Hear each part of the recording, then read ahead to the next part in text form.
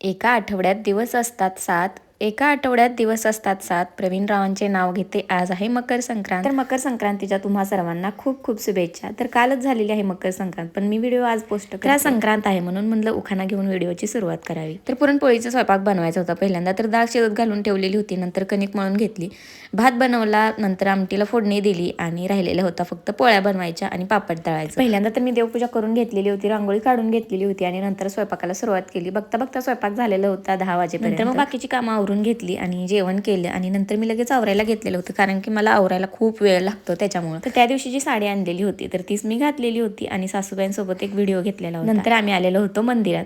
तर मंदिरात सगळ्या बायका आलेल्या होत्या आणि आता चेहरा बघून हसायचं नाही बरं का, कारण की सगळ्या बायकांनी एकमेकाला बसल्यानंतर असंच होते. तर परंपरेनुसार आम्ही दोघींनी एकमेकाला बसलेलं होतं आणि त्यानंतर ही आहे आमच्या शेजारची दिदी आणि हिची पहिली संक्रांत आहे म्हणून तिने आज छान असा मेकअप केलेला होता. नंतर आम्ही दुसऱ्या मंदिरात गेलेलो होतो, तिथे जाऊन आलो आणि बायका लगेच हळदी कुंकूसाठी बोलवलेल्या होत्या. तर सध्या आमच्या घरातलं हळदी कुंकू चालू होतं आणि घाई एवढी होते की कोणाचं कोणाला काही सुचत नाही. नंतर आम्हाला जायचं होतं दुसरीकडे, तोपर्यंत बायकांची गडबड चालू होती, लवकर आवरा लवकर आवरा. पटकन आवरलेलं होतं आणि सगळ्यांसोबत एक छोटासा व्हिडिओ घेतलेला होता आणि नंतर गेलेलो होतो दुसऱ्या घरी. तर तिथे मला एक छान आणि गोंडस असा ससा दिसलेला आणि हाताला इतका मऊ लागत होता ना, त्याला उचलून घरीच घेऊन येऊ वाटत होतं, पण त्यांनीच तो विकत आणलेला होता आणि मला तर खूप जास्त आवडलेला होता.